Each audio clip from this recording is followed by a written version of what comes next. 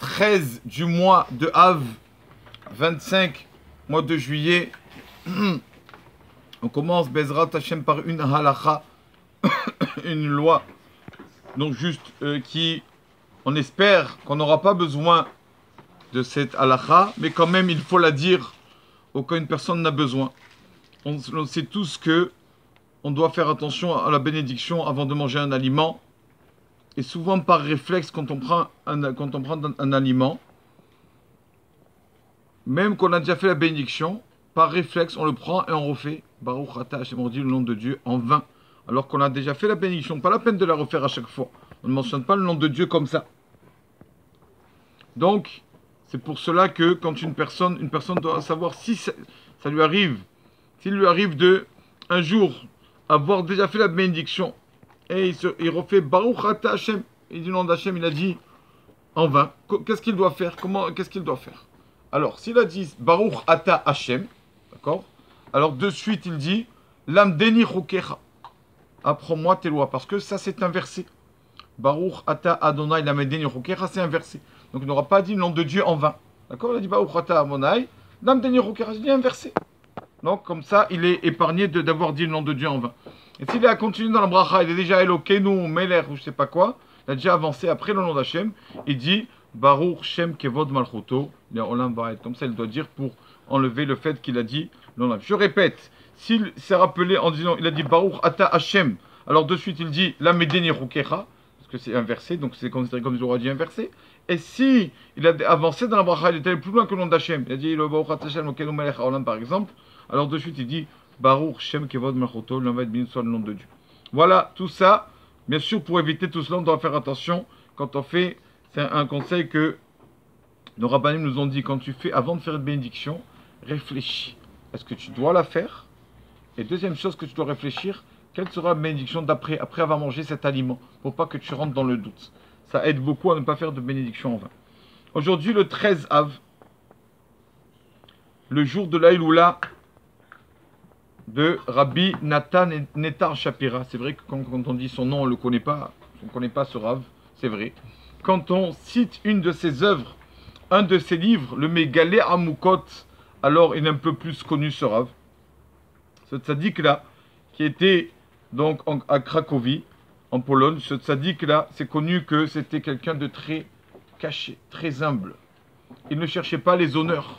Une fois, quelqu'un de très aisé est venu voir son beau-père, son futur beau-père, le futur beau-père de ce Rav. Il lui a dit, dis-moi, donne-moi, pour ma dernière fille, donne-moi le meilleur des élèves que tu as à ta yeshiva. Il lui a dit, prends celui-là, Nathan, là, celui-là, prends-le à celui-là. C'est le meilleur. Et donc, on invite Shabbat à table. Il dit, dis-nous un peu des paroles de Torah. On sait qu'à la table de Shabbat, on parle un peu des paroles de Torah. Dis-nous des paroles. Il leur a dit, je sais pas, je connais pas. Quoi, tu connais pas? On dit que tu es le meilleur de la yeshiva. Si toi, tu es le meilleur, alors qu'est-ce que c'est la yeshiva? On dit, bon, peut-être qu'il est humble, il est modeste. Shabbat matin, tu voudrais nous dire une minute de parole de Torah? Je ne connais pas, je suis pas trop calé. Il y a un problème là. Donc ils ont dit, bon, sûrement c'est par humilité, et jusqu'au mariage sont mariés, et arrive Shabbat Khatan, le Shabbat après le mariage. Là, on a l'habitude que le Shabbat Khatan, le Khatan, dit quelques paroles de Torah. On dit, allez, ben non, arrête, l'humilité. Bechavod, lève-toi, dis-nous quelques paroles de Torah. Rabbi Nathan. Alors, dit, vraiment, alors là, c'est rien du tout. Ils ont dit, bon, le rabbin, c'est un faux rabbin, il nous a roulé. Il nous a dit que c'était quelqu'un quelqu'un de très érudit, ce Nathan, à cet élève, mais on ne voit rien du tout. Et tellement que le beau-père était contrarié de tout cela. Après quelques mois, le beau-père lui a dit, écoute, je peux plus voir comme ça ma fille avec quelqu'un comme toi. Vous voulez divorcer? Ils ne veulent pas divorcer. Il dit, moi, on m'a promis un beau-fils qui est dans la Torah, qui étudie, qui est très calé, qui est très savant dans la Torah. Écoute, ta place n'est pas là chez moi. J'ai une petite maison là-bas, une belle petite maison, prenez-la vous deux, voilà, mais pas chez moi. Je suis trop contrarié de vous voir comme ça. Et donc, le jeune couple vont habiter dans une petite maison, une petite vieille maison. Et un jour, le papa qui se dit, bon, je suis quand même leur papa, le papa de cette fille-là, je vais voir un peu comment ça va, comment il se débrouille. Il arrive là-bas et il voit sa fille, assise sur une pierre, sur le seuil de la maison, à l'extérieur de la maison. Il dit quoi? Il a sorti ma fille de la maison ou quoi? Qu'est-ce qu'il y a, ma fille? Qu'est-ce qui t'a fait ton mari? T'as sorti de la maison? Je dis, pourquoi tu es dehors? Elle lui dit, chut, papa. Reste tranquille, papa, calme-toi. mon mari est en train d'étudier avec quelqu'un. Avec qui il étudie? Qu'est-ce qu'il fait? Aleph Bet ton mari? Qu'est-ce qu'il fait? Il apprend l'alphabet, il connaît rien ton mari. Il lui a dit non, non, il étudie avec Eliaou Hanavi, avec le prophète Eliaou. Ne rentre pas. Ton mari, le prophète Eliaou, ton mari. Encore, c'est des prétextes de ton mari pour te laisser dehors, c'est de la folie. Et le riche, tout énervé, en colère, appelle toute la famille pour venir et voir ça, comment sa fille se trouve dehors alors que le mari est tranquille à la maison. Et quand le mari entend le bruit, il sort. Il dit, qu'est-ce qui se passe? Montre-nous, Eliaou, montre-nous. Non, c'est bon, ne rentrez pas, s'il vous plaît, ne rentrez pas chez moi, ne rentrez pas chez moi. Hein, il y a un beau-frère qui lui a dit, je veux rentrer, je veux voir. Si vraiment tu étudies quelqu'un dans la vie ou notre soeur comme ça, tu la méprises. S'il te plaît, ne rentre pas dans la maison. Il est rentré quand même dans la maison, le beau-frère. Il monte les escaliers. Quand il monte les escaliers, tac, tous les escaliers tombent. L'escalier tombe et le beau-frère meurt sur place. Alors là, la famille a commencé à comprendre que ce Rabbi Nathan, n'était pas quelqu'un de simple.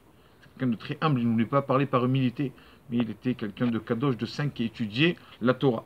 Regardez comme notre Torah est belle. Ce Rav-là a écrit un livre, Mégalé Amoukot. Donc déjà, il a écrit un livre sur le mot Vayikra, dans la Torah. Le mot Vayikra, il y a un petit aleph dans la Torah. Il a écrit un livre qui a donné 1000 explications. 1000, pourquoi le aleph est petit. 1000 explications sur un petit aleph de la Torah. Imaginez combien la Torah est vaste, Chava Miniyam. Il a écrit aussi un livre sur la paracha de cette semaine. La paracha de cette semaine traite sur Moshe Rabbeinu. Moshe Rabbeinu qui demande à Hachem de mériter de rentrer en Israël. Aberana VR. Et je veux mériter de rentrer en Israël. Pas tout le monde a ce mérite-là. Moshe Rabbeinu n'a pas mérité. Et Moshe qui prie, le Rav Mégalé Amoukot, ce Rav, le Rabbi Shapira, a écrit une explication sur ce texte. Il commence à écrire 1, 2, 3, 4, 5, 10 explications. Il est arrivé à combien d'explications? À 252. Pourquoi 252? Il voulait continuer. Dans le rêve, on lui a dit stop. Ça suffit. 252 explications. Pourquoi 252? On lui a dit parce que cette prière-là, quand Moshe Rabbeinu a prié, qu'est-ce que Hachem lui a dit? Comment il lui a dit? Ravlar, arrête. Ravlar, valeur numérique du mot Ravlar, ça suffit. Valeur numérique de 252. Ravlar. Alors à lui aussi, on lui a dit Ravlar, arrête-toi aussi. Arrête. Donc il avait une similitude avec Moshe Rabbeinu. Il avait un lien avec lui. Comme Moshe Rabbeinu lui a dit arrête 252, lui aussi 252, arrête. Et il a eu un signe, il marque dans la préface de son livre, j'ai un signe du ciel. Toujours, il y avait, je voyais, c'était bien sûr un miracle, les fenêtres de ma chambre d'études, il faisait jour. Quand j'ai étudié la Torah, il faisait toujours jour. Il dit, quand je suis arrivé au 252e explication de ce Aberana, là, de ce mot, j'ai vu un peu d'obscurité, j'ai compris, j'ai dit, ça y est, il faut que j'arrête. Et dans le rêve, on m'a dit, ça y est, arrête. Et donc, il est décédé cette semaine, 13 Av, la semaine où Moshe Rabbeinu, aussi la Torah parle de la mort de Moshe, qui ne méritera pas de rentrer en Eretz Israël. C'est un mamash, un tzaddik qui a beaucoup de miracles sur lui. Et parmi tant d'autres histoires, une histoire un peu longue, mais un monsieur qui avait payé pour être enterré à côté de lui. Il a demandé à Chava Kalisha, écoutez, je vous paye, je voudrais être enterré à côté de ce Rav. Ils ont dit oui, mais ils ont dit oui pour l'argent. Ils ont dit on va prendre l'argent, on va encaisser. Donc ils n'ont pas enterré là-bas. Et finalement, bon, l'histoire est longue. On était devant le tribunal céleste, devant Kadosh Baruch Hu, il y avait le Rav de la ville qui s'est mêlé, le Rav de Cracovie, etc. Pour ce monsieur, il a donné l'argent.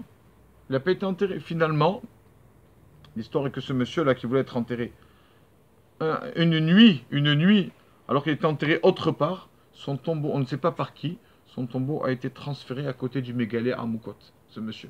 Et il y a donc à côté de la tombe de ce Rav Mégalé Amoukot, il y a une autre tombe qui dit L'Onoda Ami, on ne sait pas qui c'est.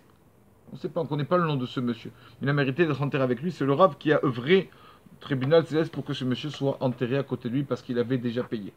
On sait qu'il a eu mérité, il a eu le Gilouï Eliaou Hanavi. Il avait le mérite de voir, étudier avec Eliaou Hanavi. Souvent, il dit des choses qu'il a dit au nom d'Eliaou Hanavi, ce Rav dans son livre. Alors c'est aujourd'hui le 13 Av Saïloula que son mérite protège l'homme Israël. Amen.